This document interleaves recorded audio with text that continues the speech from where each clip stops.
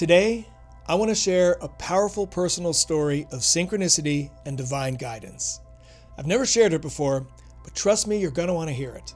It's got plenty of twists and turns, an incredible near-death experience, and an even more incredible outcome. I'm positive you'll relate to at least some of the events and be able to apply the lessons that I learned to your life.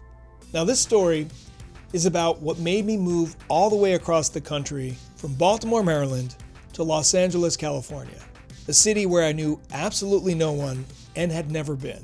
What started as gentle nudges from the universe quickly escalated into the most obvious, undeniable series of synchronicities. It was like the universe hired a team of cosmic marketers just to get me from one coast to the other. And when I kept ignoring the signs, the universe did something so impossible to dismiss that I had no choice but to pack my bags. So really, this is more of a story about divine persistence. Either way, I think you'll find it both enlightening and entertaining.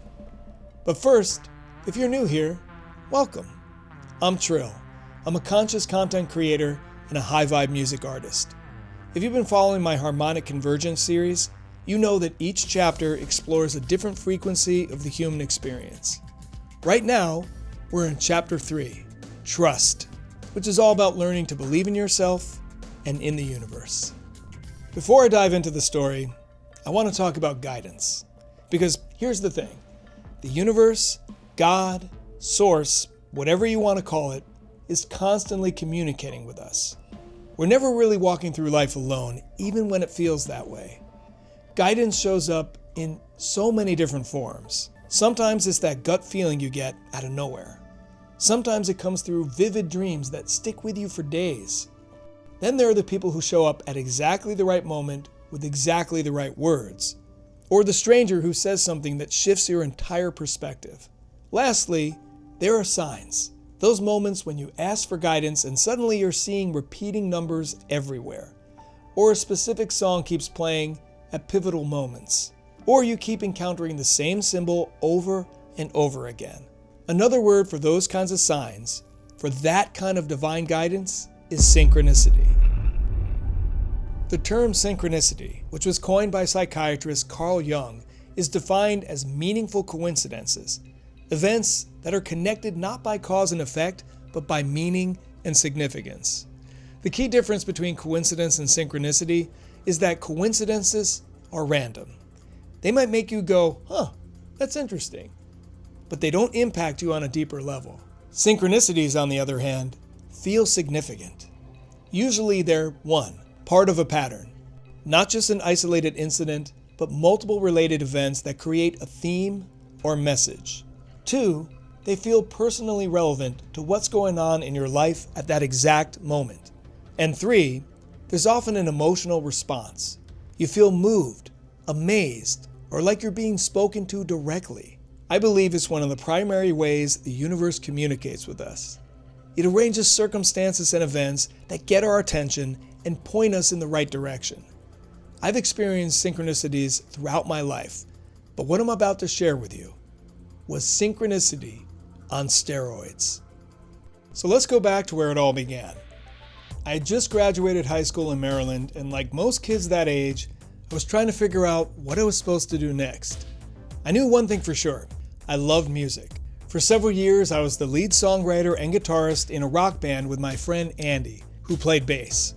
Songwriting was always very effortless for me, and it was an exciting creative outlet, so naturally, I thought that I would pursue a career in music. However, over the past few years, my band had come up against an insurmountable obstacle. No matter how hard we looked, no matter how many people we auditioned and networked with, we could not find a lead singer. Some people had the look, but not the talent. Others were the opposite. Some were too far away. We're talking a 2-hour drive minimum. One, we later learned, was a criminal, a thief who actually stole from us and our friends. Another was a bipolar magician-musician, meaning that whenever he felt down in the dumps, he would disappear for weeks on end. We didn't give up the search, but we were definitely losing hope. All throughout this time, friends and fans would always ask me why I wasn't the lead singer. They would tell me I had charisma and good stage presence, So why didn't I just step up and sing? Well, at the time, I was mostly a guitar player. I could play some keyboards, and I even wrote some songs on keyboards. I could even play a little bass and drums. But the one thing I maintained that I could not do was sing. I had sold that story to myself and to my friends for so long that my voice would crack whenever I would sing a melody at rehearsal. I couldn't hold notes. I would constantly sing off key. I didn't even sing backup or harmonies. But in our hour of desperation, I secretly wondered whether I could maybe learn to sing. And after all, I took a few guitar lessons to learn how to hold the instrument and to learn which chords were which. So why couldn't I learn how to sing? Because I had perpetuated this myth that I was the suckiest singer ever, I didn't dare share this thought with my bandmates, at least not yet. Instead, I secretly sought out a vocal coach. One day, I drove to her studio and took a private lesson. And it was horrible. She was focused on my breathing.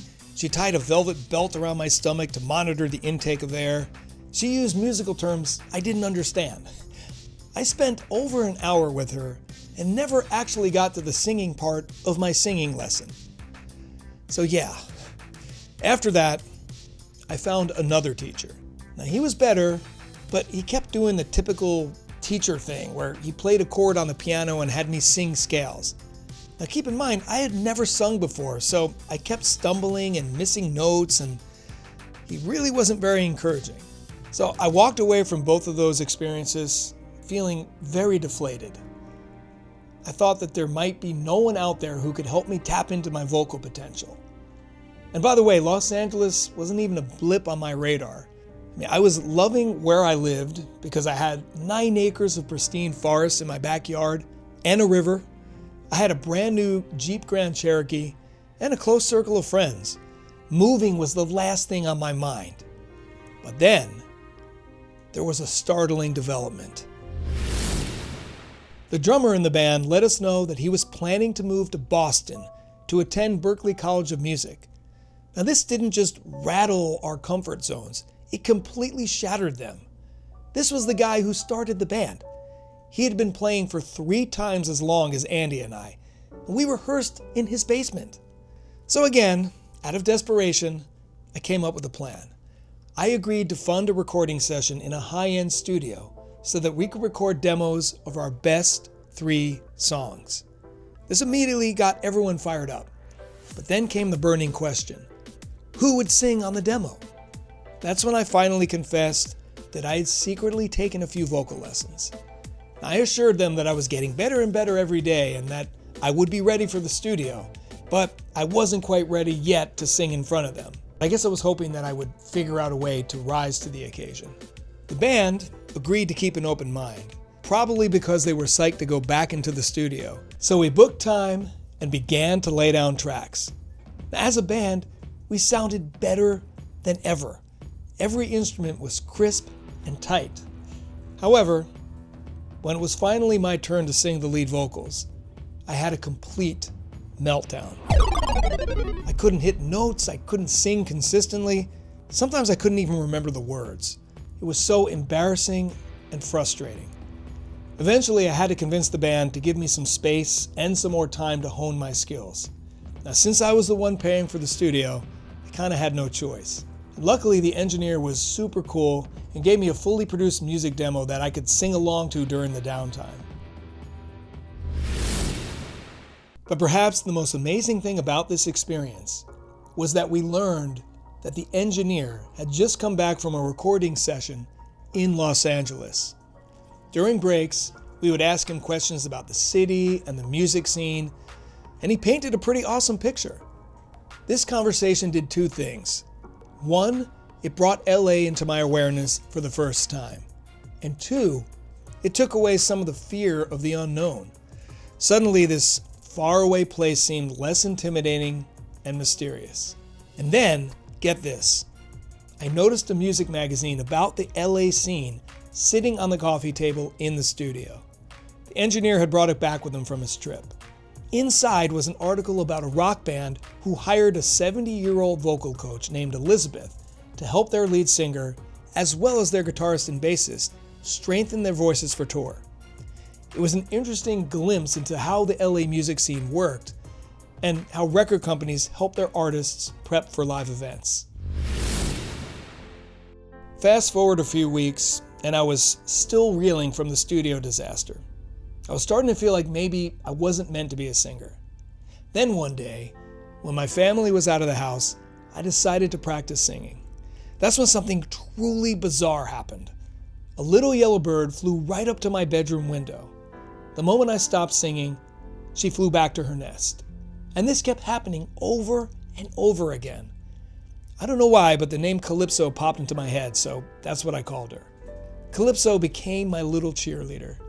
It was like she was encouraging me to keep singing, even though I didn't sound great, or even good. It felt like a clear message from the universe to keep going. And that's when I remembered the LA Music magazine at the studio. Something compelled me to call and order the next edition. A week later, I got the magazine in the mail. As I flipped through it, I saw something that blew my mind. This edition, which comes out only once a year, happened to include a guide to all of the local Los Angeles vocal instructors. And who was featured on the cover? Elizabeth, the 70-year-old woman who taught that rock band how to strengthen their voices. I read her interview and felt an immediate connection. She talked about body electricity and how to channel emotions. My gut told me that she was the one, maybe the only one, who could teach me how to sing. The only problem was, she was in Los Angeles and I was in Baltimore.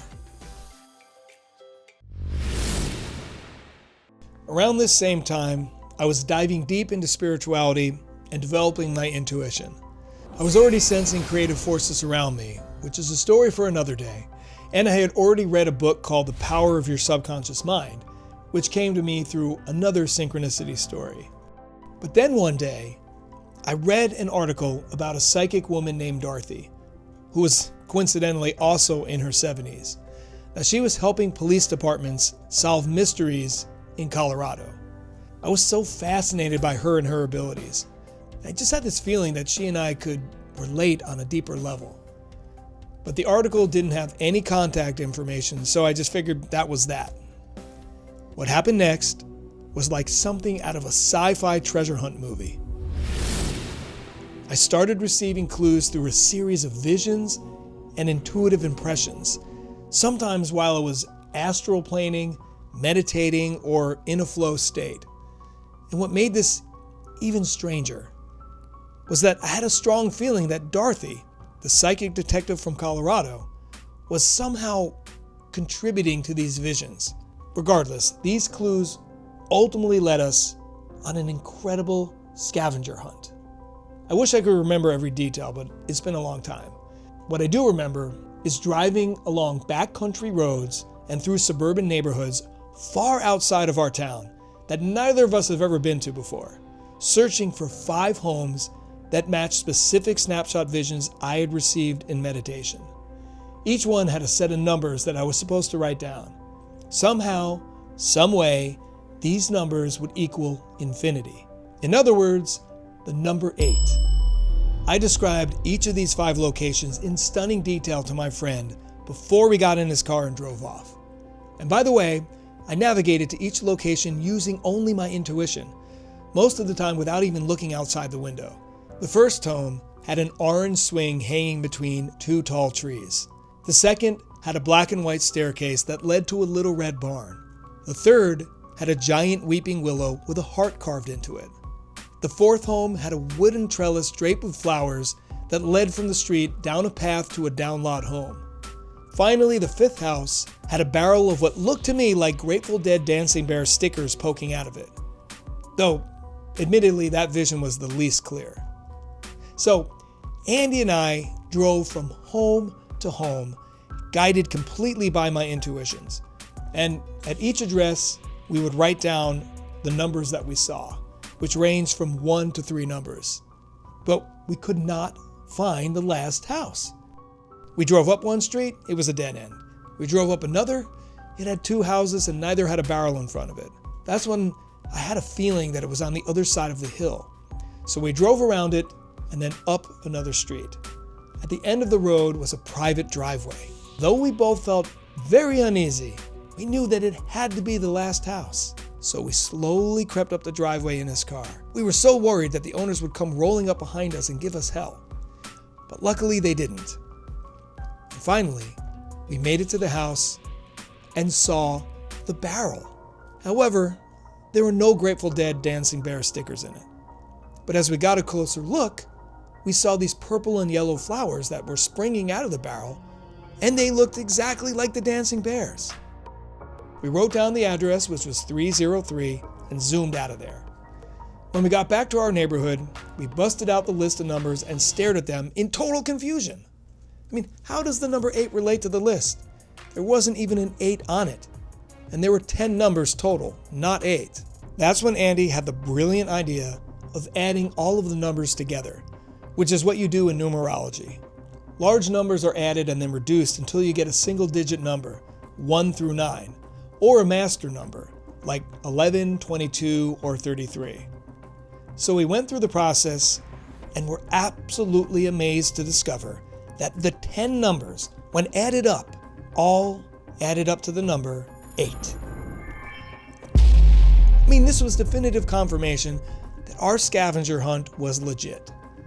But now we were left with the next question, which is, what do we do now?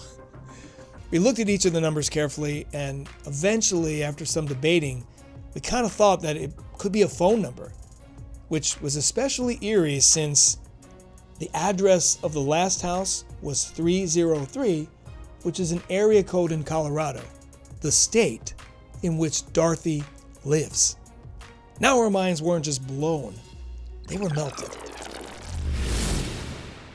The next day, back at my house, I was really wondering if this could all be real. Maybe I was just tripping, even though I didn't do acid or shrooms. I mean, it just seemed so unbelievable. So I decided to meditate on it. And after some deep contemplation, I felt a strong, sudden urge to just dial a number. So I did, and on the other end of the line was Dorothy. She said she'd been waiting for my call and that she'd been sensing me for a while. She said a bunch of other incredible things, but for now, let's focus on the main takeaway here. Dorothy told me that she was part of a spiritual group of seekers, healers, and luminaries that had members all across the country. Each pod had people just like her who were super in tune. One lived in Vermont, one was in Tennessee, one was in Washington State and Oregon. She was in Colorado, and there were 2 in Los Angeles, California. But the coolest part was that all of them traveled to each other's cities at least once a year to teach spiritual concepts, host healing sessions, do aura photography, etc. Since I was a musician and a writer, she encouraged me to consider visiting Los Angeles first. She gave me a phone number to a friend of hers named James, who was one of the 2 people who ran the LA group. She told me to call him if and when I visited the city.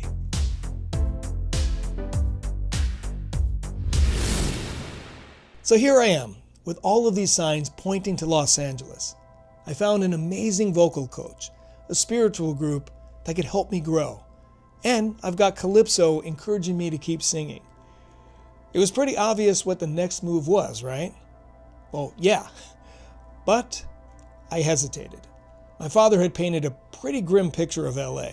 He said it was a dangerous city filled with druggies, hookers, and dreamers. It had thick smog, rampant homelessness, and no dependable public transportation. Now, to be fair, I was pretty comfortable where I was. I loved the forest behind my house. I loved my friends, my car, even though deep down I knew that I was stagnant. I just wanted to stay put. Besides, I had already started to make plans to find a new drummer once our drummer left for Boston. So I was telling the universe, thanks for all the signs, but I'm good. But the universe had other plans. A few weeks later, I did what I always did on a weeknight. I got into my car around 9 p.m. and started to drive to my friend Andy's house. less than 5 minutes from pulling out of my driveway while cruising up a tree-lined street that I've driven 1,000 times. Something caught my eye. I remember turning my head to the left and seeing a gorgeous full moon, like silver with bluish trim. But then, either the moon itself began to glow gold and white, or an object appeared in front of it. Now, I know you're thinking UFO, but I don't remember seeing anything metal or mechanical. In a sense, it was a UFO because I couldn't identify it, but I'm positive that it wasn't being guided by aliens. Maybe it was an entity, who knows? Regardless, the light was so bright and beautiful that I was instantly mesmerized. And that is the last memory I had before my Jeep drove off the road and slammed into a cluster of rocks and trees at 50 miles per hour.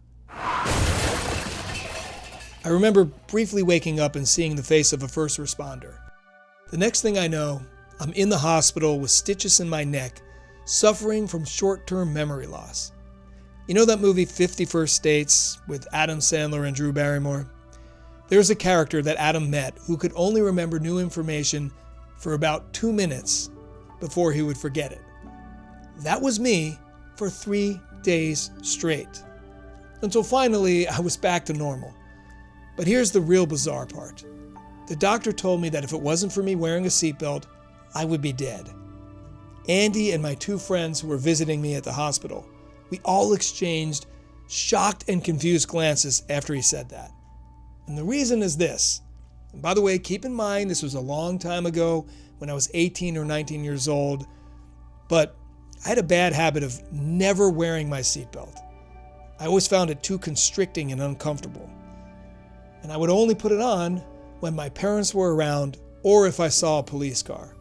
Once the doctor walked away, my friends asked if I was in fact wearing a seatbelt. And I said, no, of course not. But then I lifted my hospital gown and we all saw a yellow bruise across my chest. We were absolutely stunned. Because either way you slice it, it was a miracle. Either I put my seatbelt on for the first time ever for some intuitive reason before my drive, or someone or something put it on right before I slammed into the rock. The accident forced me to stay at home more often because I no longer had my Jeep. It was totaled. And as I sat there in my room for hours on end, I started thinking about all these signs and synchronicities, all of the ways the universe tried to get my attention and nudge me in a specific direction. Because I refused the call, the universe's gentle nudge had become a forceful shove. During this time, my parents told me that UCLA had a summer program for creative writing and screenwriting. It was filling up fast, so they offered me a deal. If I agreed to sign up and attend summer classes, they would agree to set me up in LA and pay for my singing lessons with Elizabeth. The catch was, if I agreed to do this, I would have to leave in 2 weeks. Well, obviously I said yes, and that decision changed everything. I learned how to sing, I found a high vibe tribe, and I gained the confidence that venturing outside my comfort zone could be very rewarding. My journey is far from over, and I'm not saying it was all smooth sailing, which is something I'll talk about in the next chapter of Harmonic Convergence. But there was no doubt that at that time, I was meant to move to LA. So now let's break down what happened here, because it's fascinating from a spiritual perspective. What I experienced wasn't just a series of random coincidences. These were textbook examples of divine synchronicity from start to finish. First, there was the pattern and escalation. This wasn't just one weird thing that happened. It was a systematic campaign that built in intensity over time. It started with gentle nudges. The sound engineer, who just happened to get back from LA. Calypso, my little cheerleader bird, showing up when I would sing in my bedroom. And then finding Elizabeth in that once-a-year magazine issue. Then it escalated to the elaborate scavenger hunt, which required active participation and trust. And finally, when I still wasn't listening, the universe pulled out what I can only call the nuclear option, the car accident. Second, there's the thematic consistency. Every single sign pointed in the same direction, Los Angeles. It wasn't scattered guidance about different life paths. The universe was laser focused on getting me to one specific place. Third, the timing was impossibly perfect. Elizabeth appearing in a once-a-year magazine right when I was losing hope in ever finding the right teacher. Dorothy saying she'd been waiting for my call. The accident happening when I was making plans to stay in Maryland. The screenwriting program opening up during my recovery phase. Fourth, there was emotional and intuitive resonance. When I talked to Elizabeth on the phone, something inside me just made me realize that she was the right vocal teacher. When Calypso showed up, it felt like encouragement from the universe. When Andy and I were on that scavenger hunt, it felt magical, not random. Real synchronicity always has this inner knowing quality to it. But here's what really blows my mind when I look back at this. The universe was actually adapting its communication style based on my responses. It was like dealing with the world's most patient and creative teacher. This brings up something important about how divine guidance works. There's clearly an intelligence behind these synchronicities that understands both what we need and how we individually receive information. It's not random chance. It's intelligent, personalized, adaptive communication. Looking back, I can see that every single element of this experience was perfectly designed to guide me towards my highest path, even when I was too scared to recognize it. Now, my journey isn't going to be the same as yours, but my hope for all of you out there watching is that you'll become more aware of the signs that your higher self and/or the universe is conveying, because it always has your best interest at heart and knows exactly what you want and the best way to get there. Once you pay attention to the synchronicities and take informed, inspired action, it will lead you to happiness, fulfillment, excitement, love, and purpose. As always, thank you so much for watching. If you enjoyed this video, leave me a comment and let me know if you've experienced any synchronicities in your life. No matter how big or small, I'd love to hear about it. And please like and subscribe if you haven't already. Until next time, namaste.